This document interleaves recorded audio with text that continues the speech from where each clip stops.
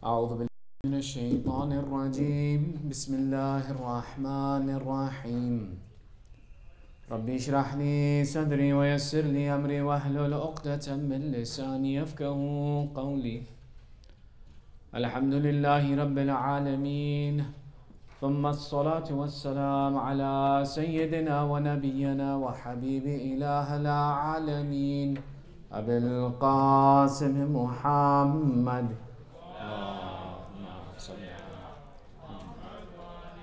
Let's have a better salawat for our Holy Prophet.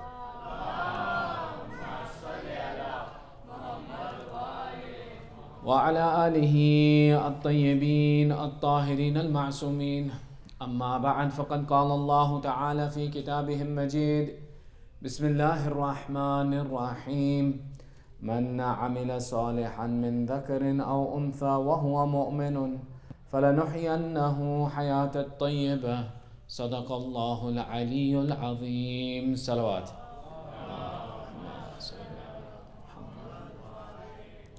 Before we begin our discussion again, inshallah, let's recite Dua Faraj to hasten the reappearance of Sahibul Zaman, and may inshallah he be a part of our commemoration of the Shahadat of Abu Abdullah. Allahumma salli ala Muhammadin wa ali Muhammad. Bismillahir Rahmanir Rahim. Allahumma kun li waliyyika al-Hujjat ibn al-Hasan صلواتك عليه وعلى آبائه في هذه الساعة وفي كل ساعة وليا وحافظا وقائدا وناصرا ودليلا وعينا حتى تسكنه أرضك طوعا وتمتعه فيها طويلا برحمتك يا أرحم الراحمين. صلوات على محمد وآل محمد. One thing you need to remember is that when the request for salawat is made, there's a statement by our Holy Prophet where he says, one who hears my name and doesn't send salawat upon me and doesn't remember, he's bakhil, he's stingy, he's cheap, he has no value. The Prophet himself makes this request. The idea of salawat, you have to understand something about salawat. You know Nabi Ibrahim, do you know why he was known as Khalilullah? Do you know what Khalilullah means? Khalilullah means the friend of Allah. How did Nabi Ibrahim become the friend of Allah? Was by sending salawat on the Holy Prophet. That even the Anbiya used to take the benefit of the salawat on Rasulullah. There is no difficulty you can have, no problem you can have that cannot be simplified by the recitation of salawat. So whenever, wherever you are, maybe there's no other barakat you get from a majlis, but if you get the opportunity to collectively recite salawat on our Holy Prophet, don't miss the opportunity because the barakat is something you can't miss. So let's try one more time. Sallu ala Muhammad wa ali Muhammad.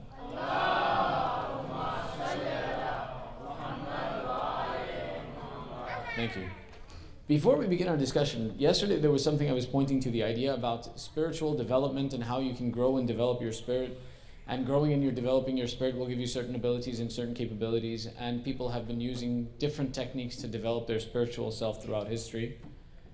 And you can do some amazing things. And we gave the example of the Christian monk who, because he denied his nafs, Allah gave him the ability that when he would ask for something, Allah would give it to him immediately. There's another story as well too that goes with Imam Ja'far as-Sadiq alayhi salam.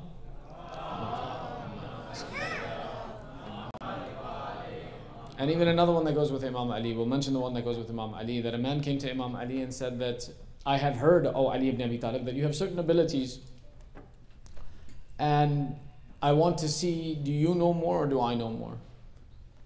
And Amir al-Mu'mineen says, okay, do you want to ask first or shall I ask first? So the man says, I'll ask first. Amir al-Mu'mineen says, no, I'll ask first. Or however it happens. Amir al-Mu'mineen holds out his closed fist. And he says, what's in my hand? If you have an ability, tell me what's in my hand. The man looks at the fist of Amir al-Mu'mineen. Amir al-Mu'mineen says to him, it's okay if you don't know.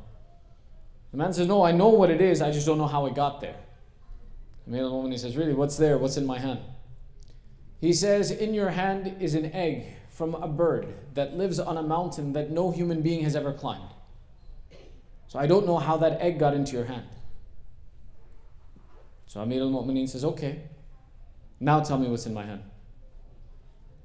And the man says, again he hesitates. Amir al-Mu'mineen says, it's okay if you don't know. The man says, no, I know, but I'm just astounded by it. Amir al-Mu'mineen says, what are you astounded by? He says, that egg that was in your hand just a second ago has now returned back to the mountain where it came from. I don't understand how you did this. So Amir al-Mu'mineen says, these are things that Allah has given us, and when you follow His path, Allah can give you this and much greater than this. So the man says, if these are the simple things that you can do, then I want to be a Muslim like you. So he accepts Islam. Once he accepts Islam, Amir al-Mu'mineen says, now look at my hand, what's in my hand? And the man replies, he says, I can't see it anymore. I don't know what's in your hand anymore. What did you do to me? I had this ability and you took it away from me. And he becomes upset with Amir al-Mu'mineen, and then Imam Ali alayhi salam explains to him, he says, no, you see, the difference is this. Before you accepted Islam, all of the work you did on yourself, all of the spiritual development you did for yourself, Allah gave you the reward in this dunya because you were not entitled to anything in akhirah. As soon as you accepted Islam, Allah opened your bank account in akhirah. And instead of giving you the benefits here, He's shifted the reward that you received to akhirah.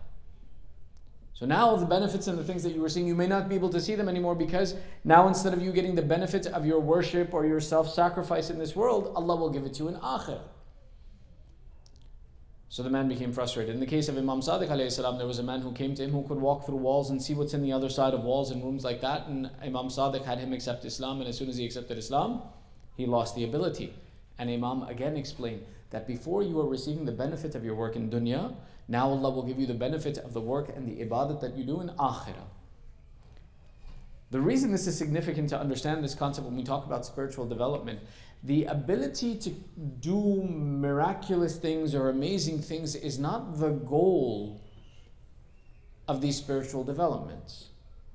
The goal of these spiritual developments is to attain proximity to Allah, and that getting closer to Allah, and that these special abilities that you develop and possess are actually side effects of this spiritual development. And what happens is sometimes people, they get sidetracked by the side effects and they forget the initial goal that they had. They start to appreciate, for example, the abilities that they have. For example, within our own time, there are people who we've known in our own communities, in our own societies, who, for example, have the ability to move things with their mind, who when they mention something, it comes to happen, who when they ask for something, it works out. And there was even a time period where young men were being pulled into this aspect, and it was called the study of irfan. And that you could be an arif, you could be someone who has a spiritual ability without being, for example, a cleric, or without being someone who invests his time into the Hawza system. And they said, we'll teach you to do amazing things without having to go through these processes. But the point is that these are all side effects. The goal that we have is to get closer to Allah, because the beauty of life and the appreciation of life is in the proximity to Allah, not in these other affairs. So when we do our spiritual development, when we focus on Quran, when we focus on Salat, when we focus on Ibadat to attain greater spiritual presence, it's not for the fact of the side effects that we have, that maybe we'll be able to, for example, move things with our mind, or we can travel long distances in the flash of an eye. Those are side effects. The real desire is that we get closer to Allah, which is why many times there may be people in our own communities who have attained these things, but we don't know, because it's not significant. The significance is having the love of Allah and attaining that proximity to Him in our ibadah. Now, to tonight's discussion around the question that we want to answer, and we're going to touch on a variety of different topics to come to a conclusion about this, is the question that are women second-class citizens in Islam? What we mean by this question is to say that are women treated with an inferior perspective because they're a part of Islam and Muslimin. What we see happening in our contemporary environment is that the current culture promotes an identity for women that many times conflicts with what we understand the identity of women to be in Islam. And we find that, for example, to live in a Western culture, it conflicts with the idea of Islam. Now, some background. Let's lay some background about the idea of what Western civilization thinks about women, and in general, the opinion of Western civilization. In the Roman culture, there was a time when urine was something people drank.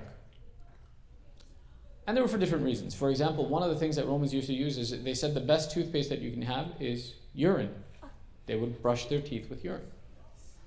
Another example in the Roman subculture was that what they would do is they would, if you were sick or you didn't know what was wrong with you, you would taste your own urine. And by tasting your urine, sometimes what would happen is they had something called sweet pea. That if your urine was sweet, it meant that you maybe had diabetes because sugar comes out in the urine. You see, today you look at things and, for example, you take a look at a rule in Islam that says, for example, that urine is najis, urine is dirty, and you say, who do we need to tell that urine is najis? Who doesn't know that urine is najis and it's dirty?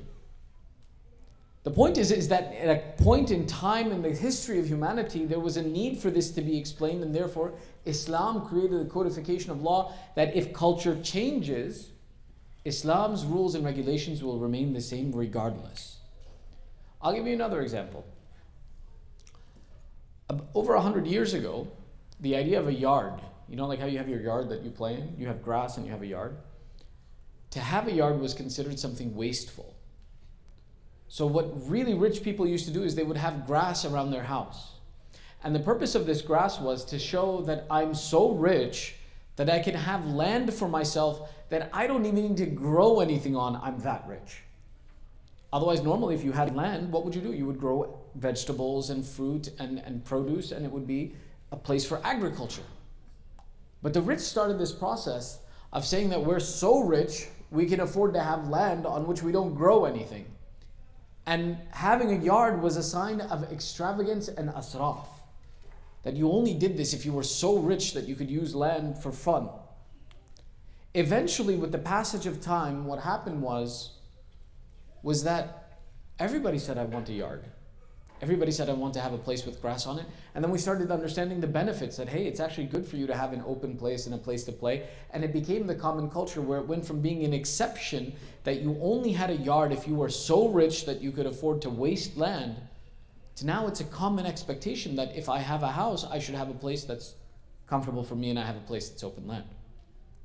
My point in sharing these two different perspectives with you, and there are many others, but we'll mention these two, is to say that society shifts its opinions over a period of time. That at one point in time, something may seem really good, and then later on we find out it's really bad. Sometimes it may seem that something's a really bad idea, and then later on we look and we say, hey, that was a pretty good idea. Islam isn't the same as culture. The rules that Islam establishes are designed to be rules that will last from the time of Rasulullah until the day of judgment. It may happen, and we've had 1400 years so far, and we don't know how long this time period will last, but it may happen that cultures come and go where some of these rules don't apply. Or that our culture finds itself in conflict with the laws of Islam. Now, that doesn't mean that Islam is bad and it's backwards. It just means that there's a cultural difference with the environment that we live in. However, Allah has insisted that there are certain things that can't change because your culture changes. And those are the things that Allah has codified into a series of laws. Which is why, this day and age, when we take a look, for example, at the treatment of women in our society and the expectation they should be able to dress whichever way they want, present themselves in public whichever way they want, Islam has said no. There's restrictions upon this, that how a woman comes into society should be in a certain fashion that is appropriate from the time of Rasulullah until the time of the Day of Judgment. The same way there are other examples too, and because it's not our discussion tonight, I'll mention this one briefly as well too. Sometimes we take a look at, for example, a law in Islam, like the idea that a man has the permission to marry up to 4 wives. And we say Islam is backwards, Islam is wrong, Islam is this, Islam is that. What we're saying is, we're saying that my cultural sensibilities, the environment that I live in, doesn't understand the law of Islam. And instead of saying that the law of Islam applies to the entire world for thousands of years, we say Islam is backwards. Na'uzubillah. But the reality of it is that the laws of Islam are intended to cover all of humanity through whatever phases they go through. And it makes sense at times and phases of this world for example, for these laws to exist, and therefore Allah put them into effect. Now that doesn't mean that a man who doesn't culturally, socially, personally meet the qualifications to have more than one wife, Islam is telling him, Baba, go get married again. No. As a matter of fact, the Quran makes it a condition that if you can't be just with more than one wife, don't get married to more than one wife. And that this culture in particular, it's not necessary, it doesn't make sense in our culture. However, I'll give you another example in a contemporary environment. A country like Iraq, where 1 in 10 women is a widow. And through the wars and the strife over the number of years, that many of the men from generations have been killed off. So what does that mean? The women in those countries, if they were widowed or if they never got married because there were no men available, that they don't deserve to be married?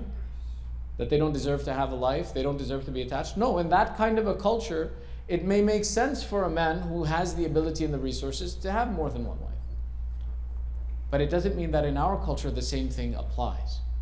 Islam applies to every culture. That doesn't mean that every rule needs to be used in every culture. Taking a look at that, now our goal in our discussion today is in 4 parts. We're going to mention and discuss some of these misunderstandings or some of these aspects and try to understand what is the purpose of Islamic law and how it operates and what the role of women in Islam is, to understand, does Islam actually treat women as second-class citizens, or is it that we don't understand the structure? So we'll mention, for example, 1, our centers. In section 1, we'll mention our centers and how they operate with women, and the hijab and the purpose of the hijab and how it operates. In section 2, we'll discuss how Islamic law provides different rules sometimes for women and then for men, and how we understand them. And finally, that in systems of governance and at times of war, do women have no role? Are they not a part of this society and community? Are they just meant to sit at home? And what does Islam really have to say about these things?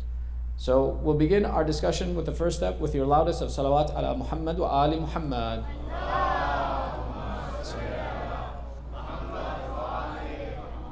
Now again, our discussion tonight, as I mentioned the night before, is we're going to touch on these ideas and these discussions. We are not going into the details of these discussions because these are vast, expansive topics. The idea is how do we correct some of our thought processes on these? The first point we want to mention is, for example, the place of women in our community centers. The American and Western European community centers are very different than those that were established in Muslim countries. In Muslim countries, for example, whether you go to Pakistan, Iraq, or other places, a masjid is a place exclusively for men. There really is no space for women in those centers.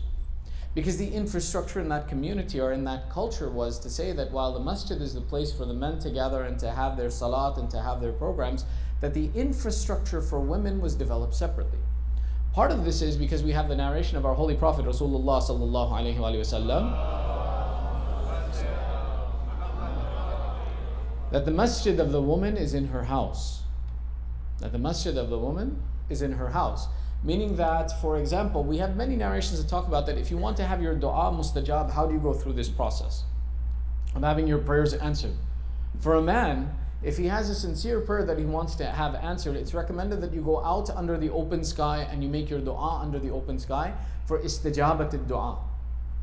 And for a woman, it's different. It's not that she goes out under the open sky, but rather she should go to the most inner sanctum of her house, the most private location of her house, and make dua there.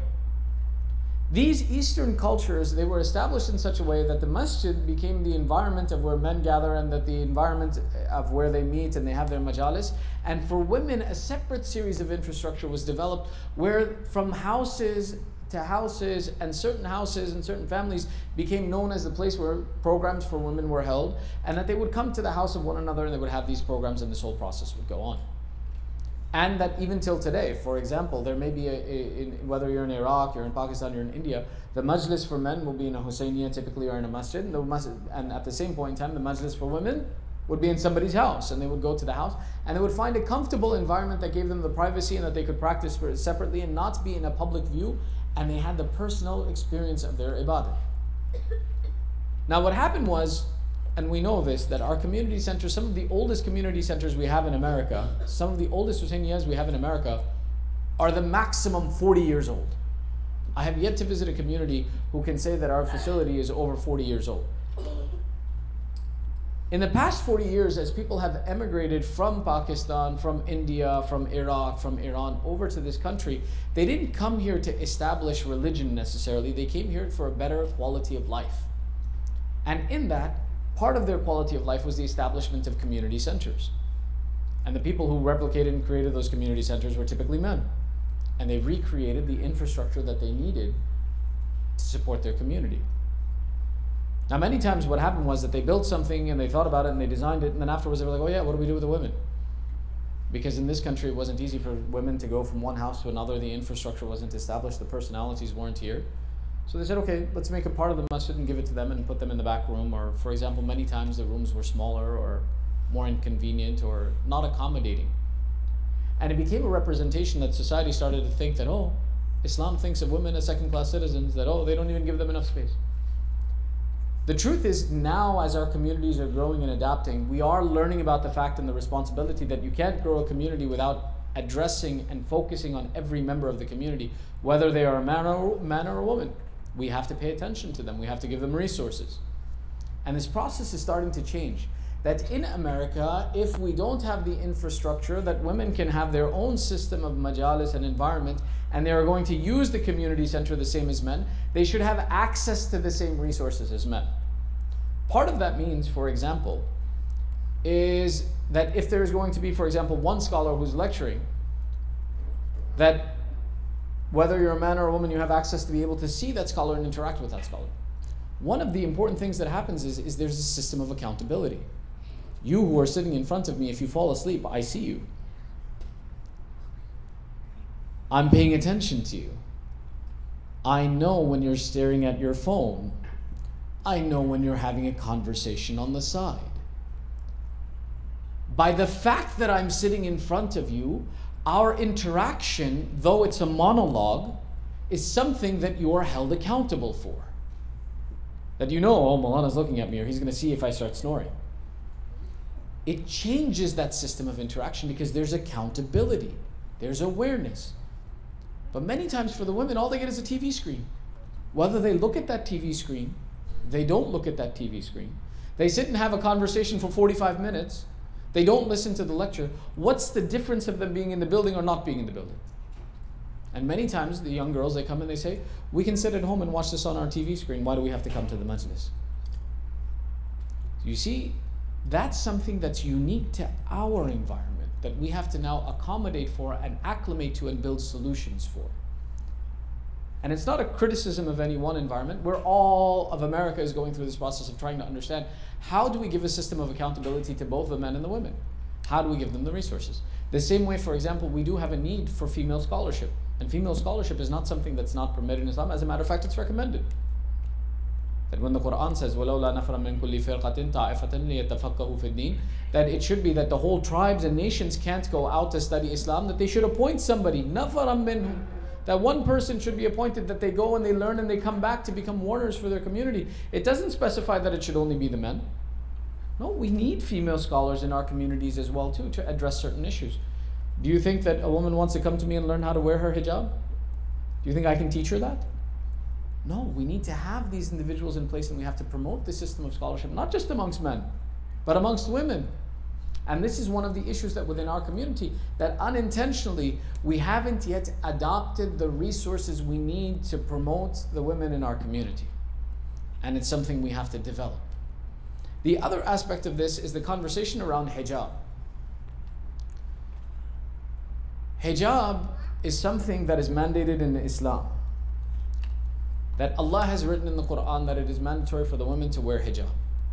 However, the hijab is not specifically and only a female issue. Rather, it's a Muslim issue. It's something that all members of our community have to promote and have to be aware of and have to be involved in. Promotion of hijab does not come by force. Promotion of hijab does not come by outright criticism. Promotion of hijab, as it's associated with the external appearance of an individual, has to deal with confidence. Giving confidence to an individual to change their outward appearance to reflect their values. Why did Islam make hijab mandatory for women? The first question that we ask before this is, why is there immodesty in our culture? Why is it that in the past 50 years, The culture has gone from something that was very agreeable and associated with Islam, where women were very modest clothing, to in the past 50, now maybe 70 years, that immodesty has flourished. One of these aspects of why this conversation of why immodesty is the preferred format of dress in our environment has a lot to do with media and marketing. With the expansion of media came immodesty. And it was for no other reason other than the fact that people realized that we can better market our products through immodesty. That we sell our products much better when we pair them with someone who's dressed in an inappropriate fashion. Which is why on TV many times you can see commercials of, for example, shaving creams with women. What does a woman have to do with shaving cream for a man's face? But it's there because it sells the product better. When I want to sell a vehicle, I pair it with a woman. When I want to sell a burger, I pair it with a woman. The immodesty that was used was to say that this is something that attracts the eye of whether you're a man or a woman. When we pair it together, our product sells better. The promotion of immodesty, as marketing increased, as media outreach increased, so did immodesty. But Islam, in its purpose of creating this concept of hijab, was not the concept of combating necessarily this, but rather to say that women have a place in society without being unfairly targeted. You see, Allah created man as something that's relatively functional. I say relatively, we have our problems too. But Allah created a woman as a source of beauty. Where there is a beauty in a woman and her whole body is an aura, is something that is for privacy, from her hair to her feet. And Allah said that lest that people should unfairly take advantage of this creation of mine, when she comes into society, let her cover herself. So that now when she enters into society, she enters on equal footing. That she can't be someone who has a bias towards her because of her appearance. That she can't be someone who is biased towards her because of how attractive she is or how unattractive she is or how young she is or how old she is. All of these features of a woman should not affect the interaction when she enters into society. The purpose of hijab was never to keep women out of society. It was to protect them when they are a part of society. To allow them to enter into a conversation where when they need something or they go for a resource, that their beauty is not something that affects that interaction. That because of her appearance, she can't be someone who is chased after, abused, mistreated, or interacted with inappropriately. Hijab, how Islam established it, was to give a woman a freedom to be able to be a member of society and not be harassed, not be attacked. The problem we have contemporarily is that media again has given us the conversation to say that no, hijab is something that's a negative role, hijab is something that's an oppression, it's something that a woman is forced to wear against her will. How many laws of Islam are there that exist that people may follow or may not follow? Many. This is again one of the laws that is a part of Islam that we have to take a look at. The next part of our conversation, and again, these are very brief conversations. The conversation around hijab can be very lengthy, and tomorrow night I think we have a question and answer scheduled and we can add the conversation there. But for sake of brevity, to complete our conversation, we move on to the next phase of discussing Islamic law. You guys are still awake? Nobody's asleep? I can see you. Sallu ala Muhammad wa ali Muhammad.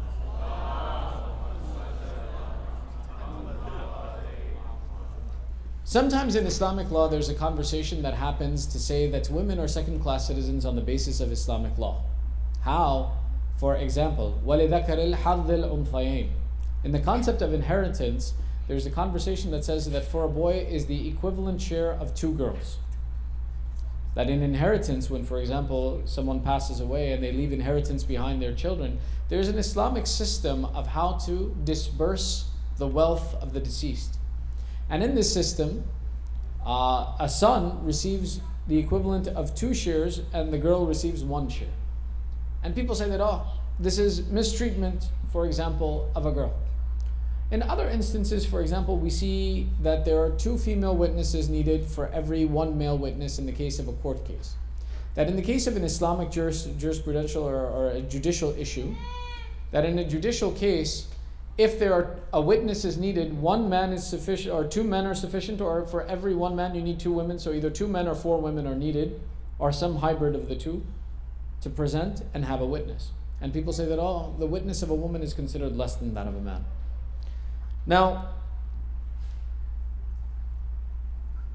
there's a few different things that happen here.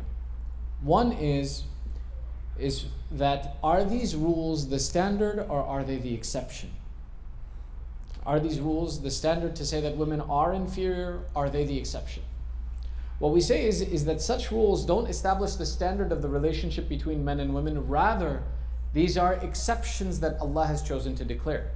For example, the verse with which we began our discussion, مَنْ عَمَلَ صَالِحًا مِنْ ذَكَرٍ أَوْ أُنْثَى وَهُوَ مُؤْمِنٌ فَلَنُحْيِيَنَّهُ حَيَاةً طَيِّبَةً. صلوا على محمد وآل محمد.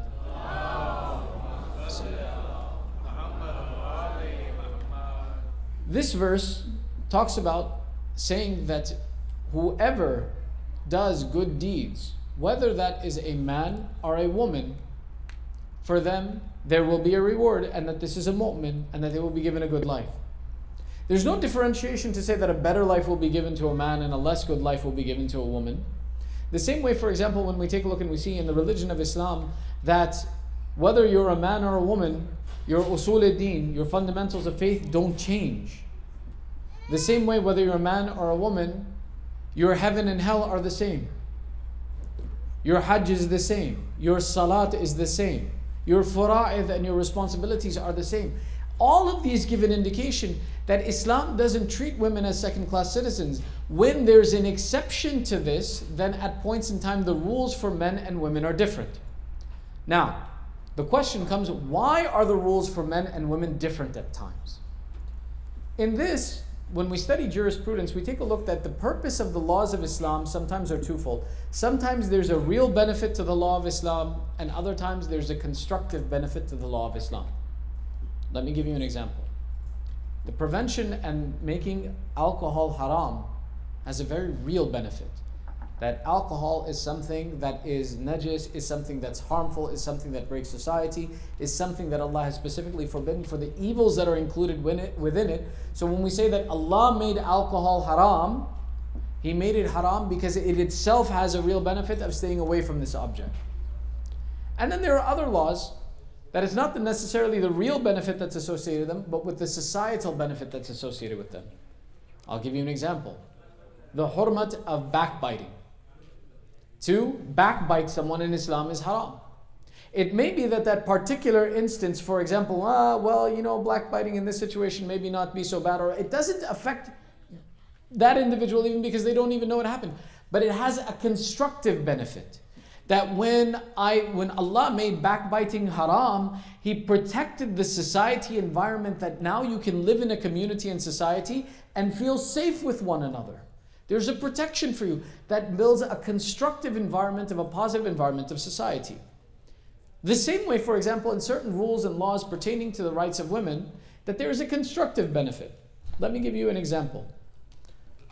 The iddah, or the waiting period between two marriages for a divorcee, is 3 months that she has to wait, or 3 cycles that she waits. However, for a widow, when a widow, her husband dies, her waiting period, her iddah, is for 4 months and 10 days.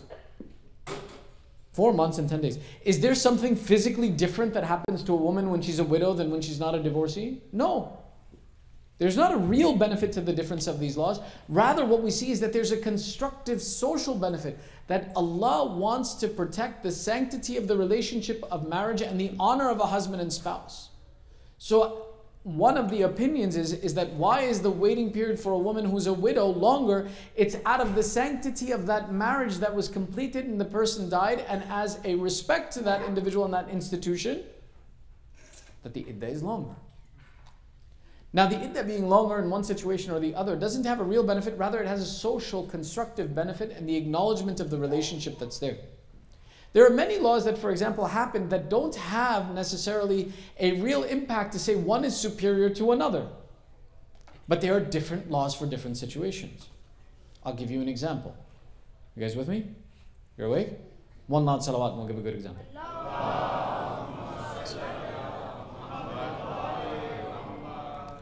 A shaheed.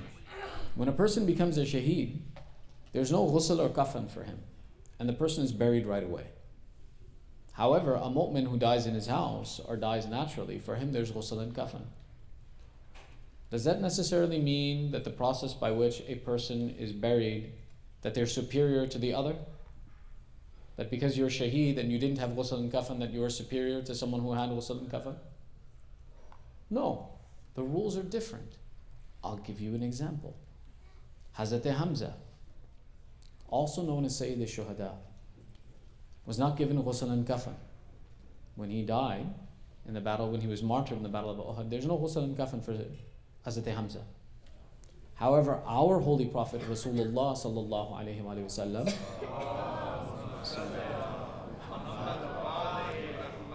was given ghusl and kafan. Does that mean that Hazrat Hamza is greater than our Holy Prophet Rasulullah? No. It means that for each there was a different rule that was applied. And that each environment, Allah has dictated a different rule to acknowledge the sanctity of each of these positions. It does not indicate superiority. So the same way, for example, when we talk about the difference between men and women in Islamic law, it's not necessarily to indicate that one has a superiority over the other. Rather, it's to indicate that each has a separate system and Allah has given a separate dictate. So for example, one of the realities that we know is that in inheritance, as we mentioned in the beginning of this section, that men receive twice the share and women receive one share. One of the realities of this is that men have a responsibility of nafaqah. That as a man, if you're married, you have children, you have family, you have an obligation that whatever money comes into you, from that money you have to spend on your wife, on your children, on all these people who are reliant on you. But the income of a woman is exclusively for her. She doesn't have a responsibility of nafaqah. The responsibility of nafaqah falls on the man. So therefore, some explain, and some hikmah of it is that for a man, because he has the responsibility to spend on others, Allah gave him a bigger share. And a woman has privacy that she doesn't have to share her income. He gave her a smaller share. In some instances, for example, a mother receives a smaller share when her son passes away or her children pass away. In other instances, a woman receives a larger share when her children pass away. All of these points indicate that the exceptions and the rules of Islam as they are established are not to give superiority to one and inferiority to another, but rather to accommodate for those variables that are associated with these relationships and how this process works. And again, there's more explanation in this, but for the shortage of time, even for example, the process by which when there is a divorce, the children, whose responsibility are the children? How the responsibility of raising those children falls on the father. All of these have an explanation to explain that Islam doesn't treat women as second-class citizens, but rather it accommodates for society to ensure that it moves forward correctly. The final section of our discussion is around the role of women in government and the role of women in war. One of the conversations that happens very often is are women absent from positions of leadership and authority within the religion of Islam? No, they're not. One of the prime examples, and we'll mention it very briefly, is the government of the master of our time, Sahib al-Asr wa Zaman, Ajjalallah.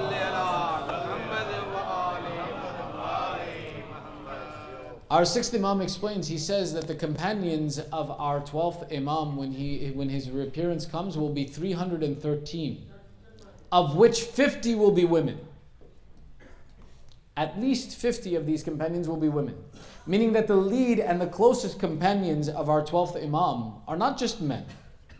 That the ones that he will entrust with the position of managing the government or being jurisprudential leaders or being governmental leaders or being military leaders are not just men. But women are included in that process as well too. We take a look historically, we see as well that there are many women throughout the history of Islam who had roles of importance in promoting and protecting the religion of Islam. Whether we see the position of Sayyidah Fatima, that when Sayyidah Fatima goes and asks for the garden of Fadak, it's not an individual desire that she has, that she wants the garden of Fadak for herself. Rather, it's the promotion of the right of Amir al-Mu'mineen that she's looking to protect by asking for Fadak. We take a look at the role of Sayyidah Hakima, the sister of our 10th Imam, and how she was a jurisprudential leader in her time. We take a look and we see the position of Bibi Narjis, the mother of the 12th Imam, and how she protected the religion of Islam by protecting the 12th Imam. Women throughout the history of Islam have had important roles, and it will be reinforced with the coming of the 12th Imam that there's no problem with women being in a system of governance or leadership. There's no problem with it. Our Imam can choose to have women in his government. What does that mean? That we can't have women? Of course we can.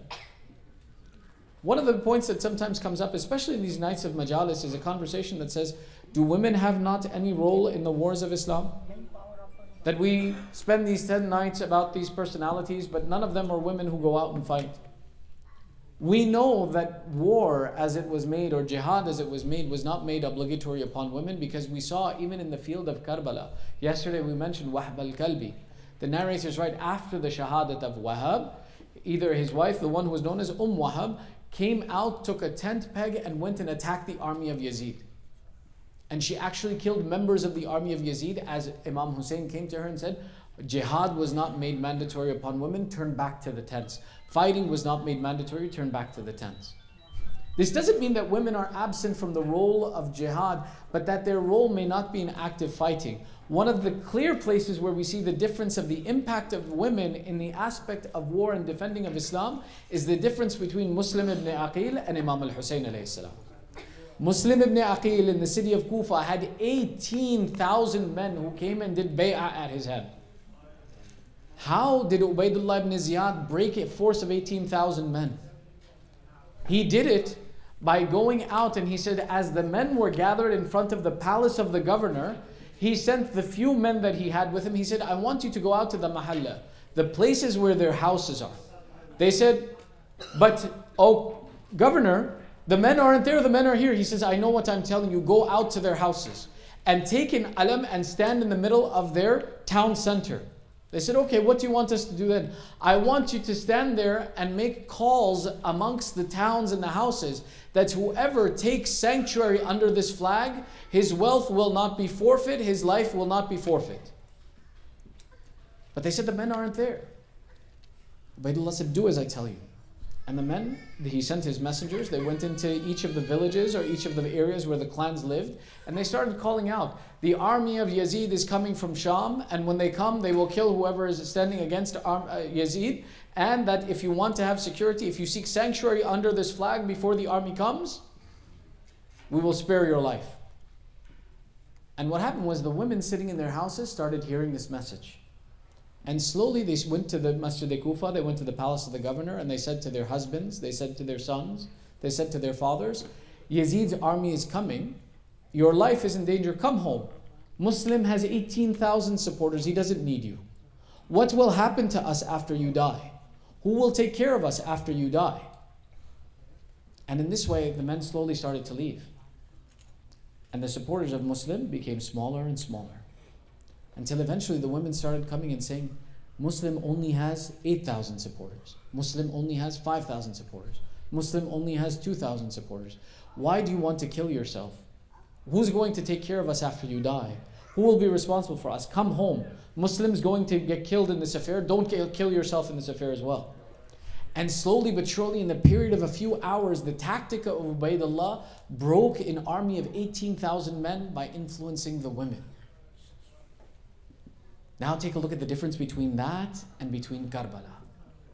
In Karbala, Imam Hussein famously had 72 supporters and his family.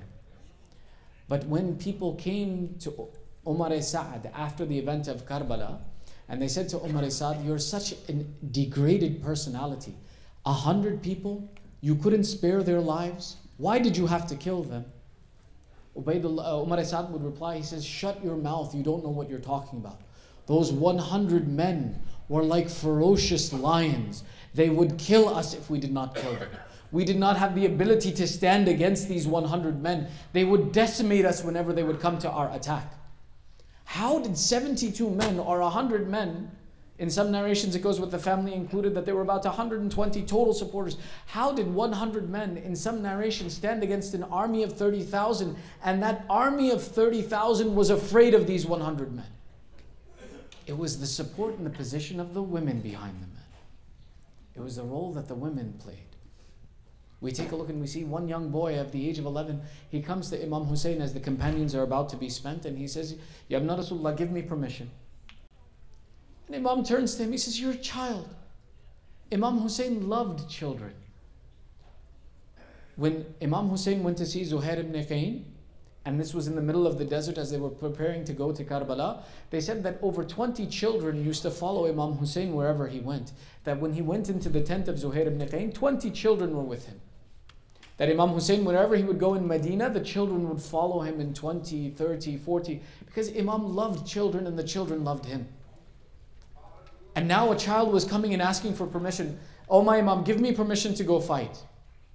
And the Imam says, your father was killed in the first volley when they shot us with arrows. It will be too much for your mother that she should lose a husband and a child in the same day. Go back to your mother. There's no reason for you to fight. Go, child, go. And the child says, but Ibn Rasulullah, it's my mother who sent me to fight for you. She's not pleased that I should stay alive when the son of Zahra is the one who's being attacked. This is why we take a look and we see the example of how the women behaved in the battlefield of Karbala. Tonight we begin the discussion of the Banu Hashim. Tonight we discuss the losses of the children of Zahra, that it was Zainab who set the example for how the women in Karbala behaved. That it was Sayyidah Zainab who was the one who took the responsibility to give strength to the women to be the supporters of Imam Hussein. Which is why the night of Ashura, they say as we were walking around, we heard a conversation between Awn and Muhammad and their mother Zainab in the tents. There are two conversations that happen here. One says that we heard Zainab speaking to her children and saying, remember, O my sons, you are the children of Ja'far al-Tayyar, the champion of Islam, who Allah granted wings in heaven for his bravery in battle. And you are the children of Ali ibn Abi Talib, like whom there was no other warrior. When you go out and you go to fight, don't even mistakenly go to the water when Hussein and his children are thirsty. You can take the water, you have the ability, I know you're shuja'at, but don't go to the water because Hussein is thirsty. In other conversations, whenever a warrior would come out on the day of Ashura to go and do battle, they would recite poetry describing who it was that stood against the army and what their status was. In other narrations say that Zainab in this night, that some muballighin have recited, they said in this night, Zainab's children were young. So Zainab sat in the tent teaching her children, my son, when you go to battle, recite this poetry so that they know that the grandsons of Ali ibn Abi Talib have come to fight them. That Zainab taught her children that when you go to the battlefield, how it is your approach should be. Remember that when these children came on the day of Ashura, again they came to Imam Hussein, they said, oh uncle, oh ammu, give us permission to go fight. And he said, but you are my children who I have raised in my lap. You are the light of the eyes of Zainab. How can I send you to go fight in this battlefield?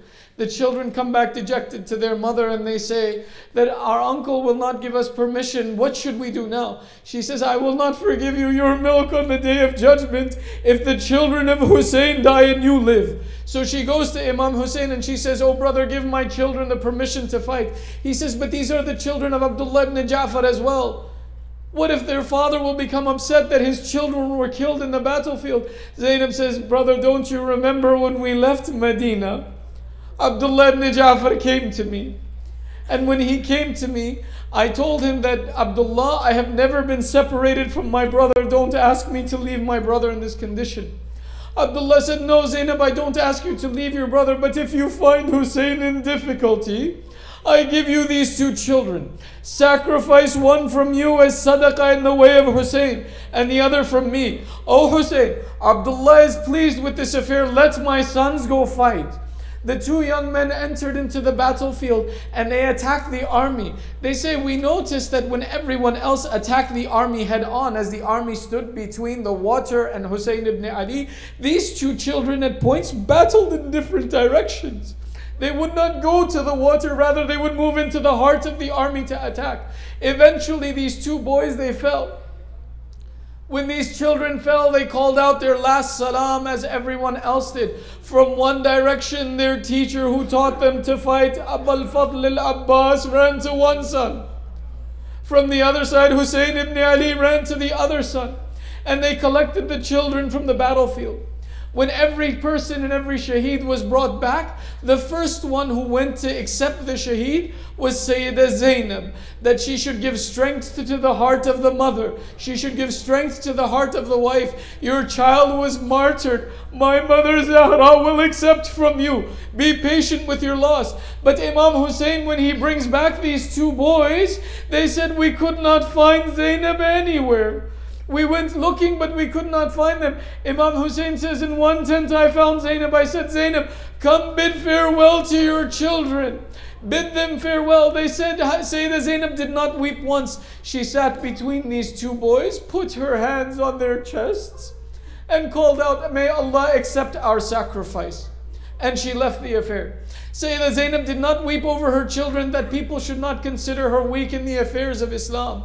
They describe that after this, when they left, as the caravan left the event of Karbala and left the event of Ashura, every woman wept for her children, but there were two bodies that no one wept over.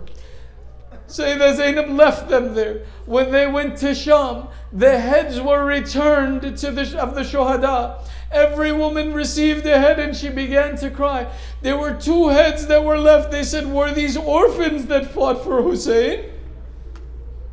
Did they not have a mother who would take their heads for them? The answer came, Hasha lillah, their mother is alive, I am Zainab, but the message of Hussein must live on, my children sacrificed for Hussein. They say that Sayyidah Zainab did not weep for her children in any event, but high Medina, when Sayyidah Zainab returned to her house, they said the mother came into the house, she found the house silent from the sounds of her children. She went into the room where her children would sleep. Now the heart of Zainab breaks. She sits between the beds of her children and she says, oh my sons, where did your mother leave you? You have left me. Forgive me that I did not weep for you. ألا لعنة الله على القوم الظالمين وسيعلم الذين ظلموا أي منقلب ينقلبون. We raise our hands in dua.